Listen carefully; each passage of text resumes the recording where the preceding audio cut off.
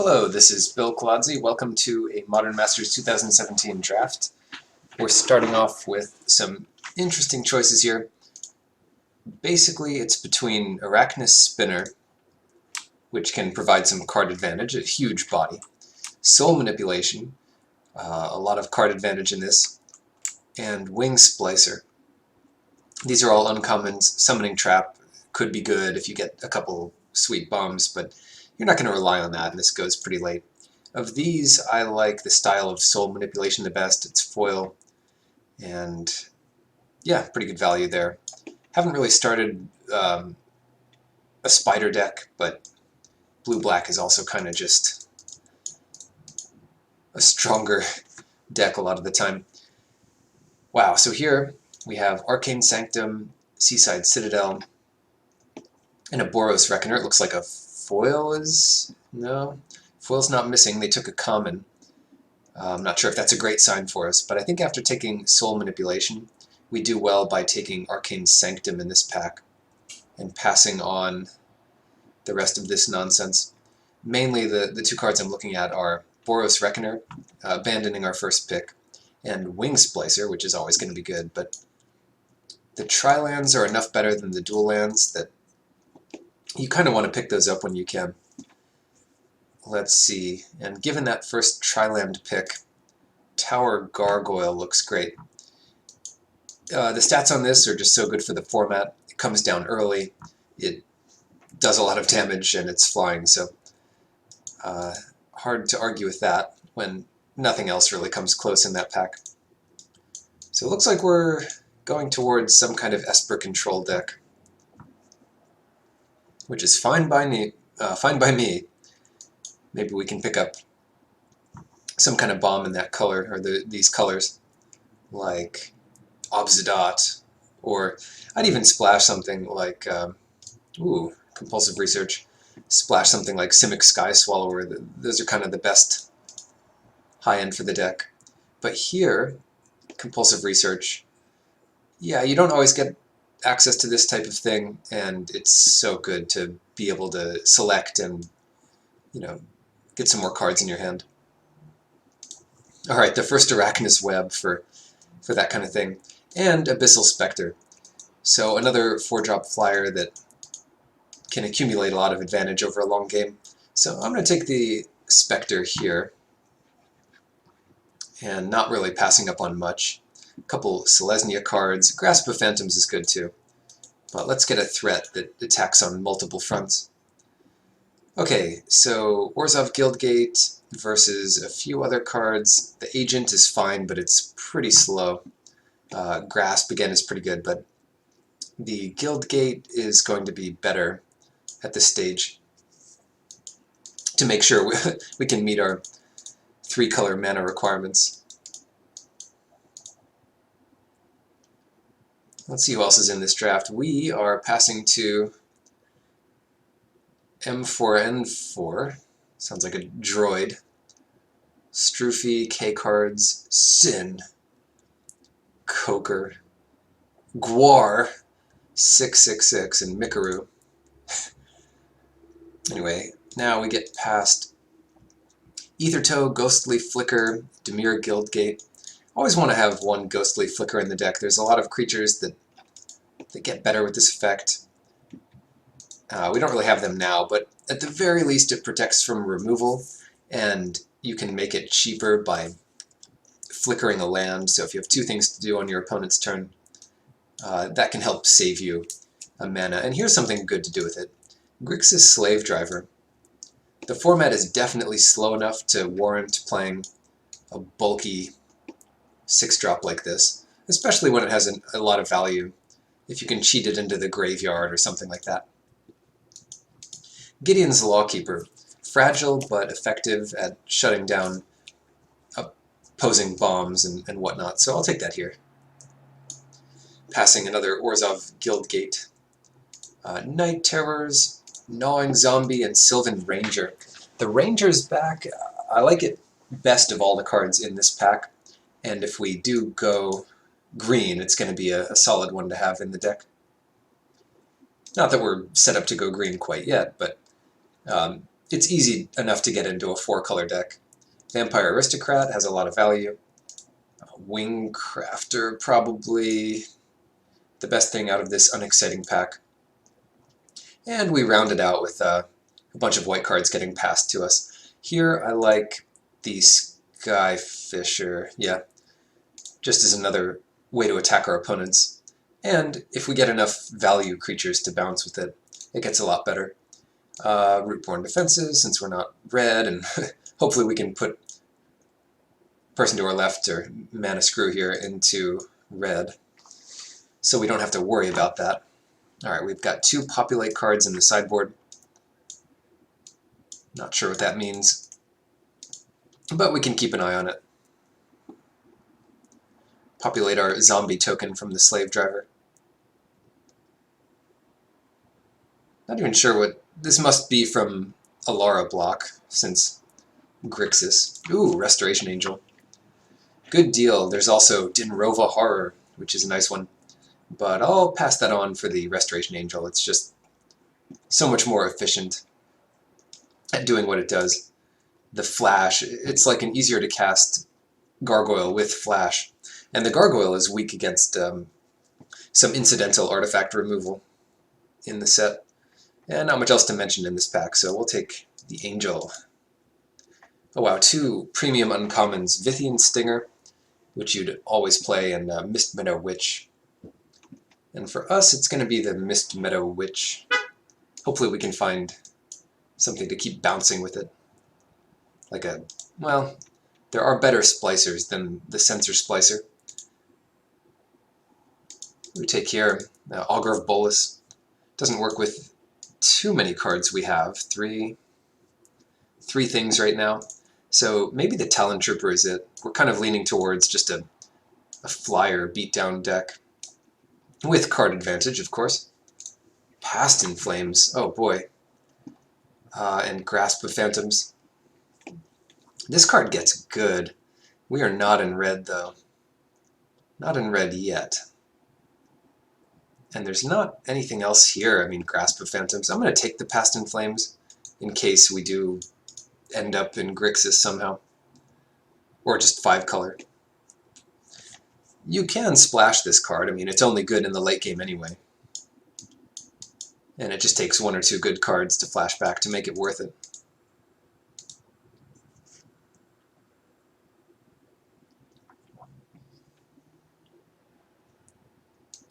Alright, so curve-wise, we're looking decent.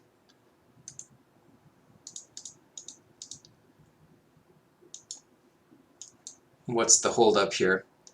Everyone has about the same number of cards. We're just waiting for Mana Screw.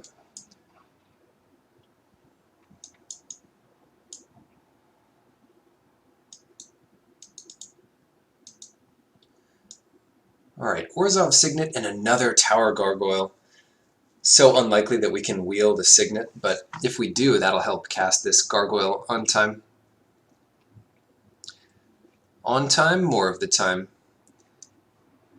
Yeah, anything else here? Nope. Not really. And I'm not going to go out of my way to pick up Fixing for red or green. If it comes, it comes. Sidraxis Spectre. We have all the cards here that seems best. Mystical Teachings is okay. It does get Restoration Angel. There's a Youthful Knight, but I'll take the Spectre. I'm not sure about that pick, but yeah, I'll go for it. And another Skyfisher. Seems a bit weird to take another Skyfisher, but late game, it's not too much of a drawback, and it's still a 2/3 flyer. And early, if you get enough, like, Law Keepers and things, you can manage without it setting you back too far. Aethermage's Touch. We don't have a huge payoff for this type of effect yet, but if we get a bomb, it does get a lot better, and certainly good with Grixis Slave Driver, because you're paying 4 to get, you know, this thing attacking, and then of course you get the added benefit of the 2/2 zombie without much work. Pit Keeper. is fine. Wingcrafter works especially well with Skyfisher, just as something to return to your hand. But we have enough flyers without that. I'll take the Lone Missionary, also fine with core Skyfisher, and take our umpteenth Skyfisher, or a Tandem Lookout, which works with all our other flyers. Guildgate, sure. Still red getting past incredibly late here. Alright, defenses or grasp, and I think it's going to be grasp. In fact, I know it's going to be grasp. Alright, Spectre, with this little fixing, is not going to make the deck. And hopefully we can find some better combos with the Witch. I mean, it's fine on defense, just exiling your opponent's creatures, but if you get a couple things to bounce with it, then the value just goes up so much. Resto is not really the ideal thing to be bouncing. Wow, some insanely good green cards here. But for us, it's got to be the Signet, just to ramp us up to our 4 mana and get the fixing to cast our Tower Gargoyles, which are kind of hard to cast in general. So yeah, a Signet here, a nice little blink, and a bunch of green cards. At this point, we're committed enough to Esper that it's not worth fiddling around too much with pivoting into green.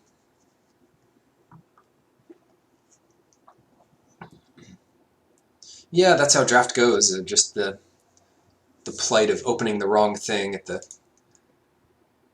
right time. A foil Thragtusk and a Seance. Alright, as much as I joked about not pivoting into green, this is worth it. We already have the combo of Mistmeadow Witch and Thragtusk. Every turn get 5 life and a 3/3 beast. And we have the gate to splash it. So yeah, Thragtusk as a splash. Easy pick here. And it's foil? Come on. Gotta be ridiculous not to pick that here. Alright, Ranger. It only gets 2 cards. There's 2 Rangers, actually, that and the Sylvan Ranger. We've got Ranger of Eos.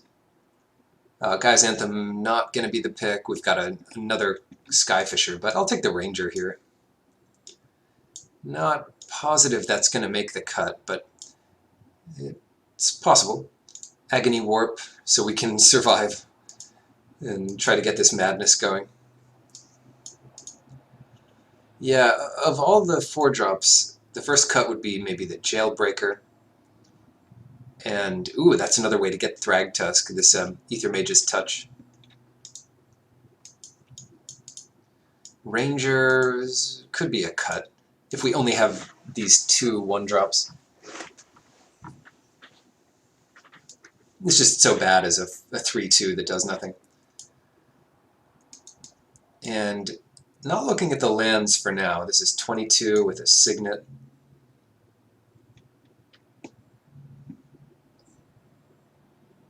Aristocrat doesn't look good in this deck. It has some value if you can steal an opponent's creature, but we just don't have that going for us.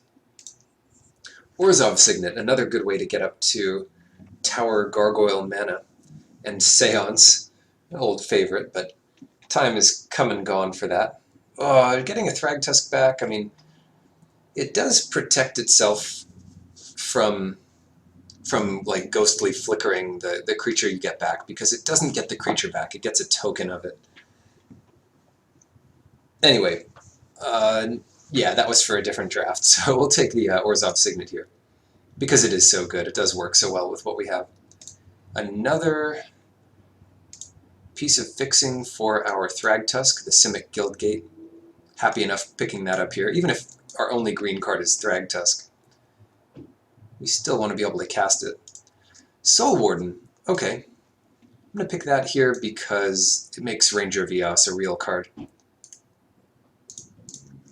Now we still need some cuts maybe, although with the Signet, the 2 Signets, you can kind of count that as a land. So let's see here. 5 lands, 23, yeah, this is just about perfect as it is. Selesnya Signet to help with Thragtusk. I'll take it here, nothing else to really consider. Maybe recover? Blink, there it is. Diversify our flicker effects. Seance is back, might as well. Okay, Deputy versus another lone missionary. I think it's Deputy here. But that's probably the first cut.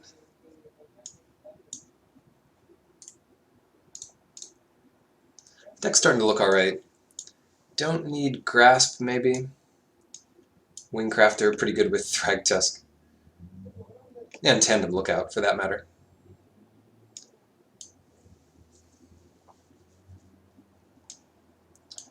I'll put the Skyfisher back in. Although maybe Wingcrafter is better. Although if we're going to play the Wingcrafter, I think we want the Skyfisher also.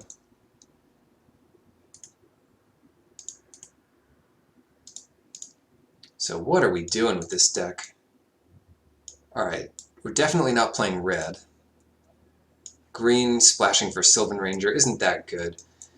I suppose if you keep using this as just fetching the rest of the lands in your deck, that could have some late game value, but it's really more of a, it's at its best in the early game. Signet, Selesnya Signet, just a matter of what to cut last. Maybe this Lone Missionary. Yeah, I can cut that because if we're going to run all these 1-drops for the Ranger of Eos to be at its best, then we just don't need a 2-drop, kind of filling the same function. We have a lot of 1-drops, we've got some ramp here that also counts as mana. It's easy to make the mistake of not playing enough land, but our curve isn't that demanding. The last thing to think would be, can we take out a card to play Selesnya Signet? If we did that, it would be taking out like Abyssal Spectre to put in the Signet. And that doesn't seem great. We don't have that many black sources, like 1, 2, 3, 4, 5. We only need 5, and Abyssal Spectre makes that a lot harder to get to. We've got a couple ways to shed extra lands, Compulsive Research. We're pretty mana hungry with the Mistmeadow Witch. Yeah, is it worth it to play all the Signets? Tandem Lookout helps draw. Ranger is pretty good. Yeah, let's go nuts. Alright, so what are we looking at? We're looking at 13 white, 12 blue, 5 and 1. 13, 12, 5 and 1. Alright, so Magic Online suggests a reasonable split here. And with all this stuff, we don't need any forests. We'll just play White Source and Simic. Cut that, cut that. So that is 7 white sources.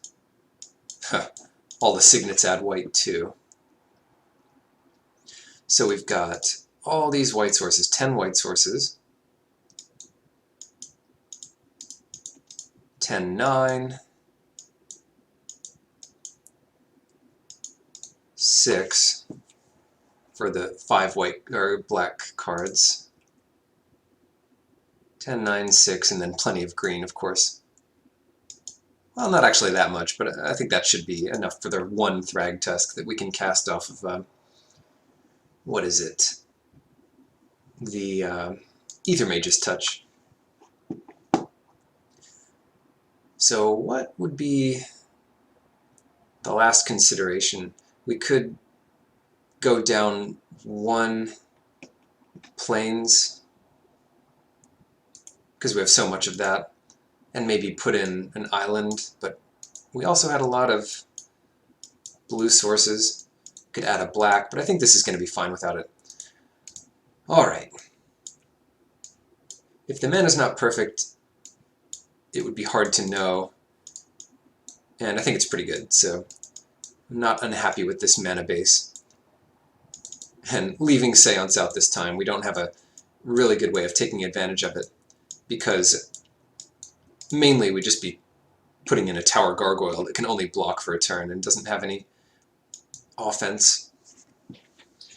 But yeah, pretty cool deck. We've got Thragtusk, Resto, and Mistmeadow Witch to really drive the engine of this deck, if we can get there. Otherwise, it's just a bunch of flyers.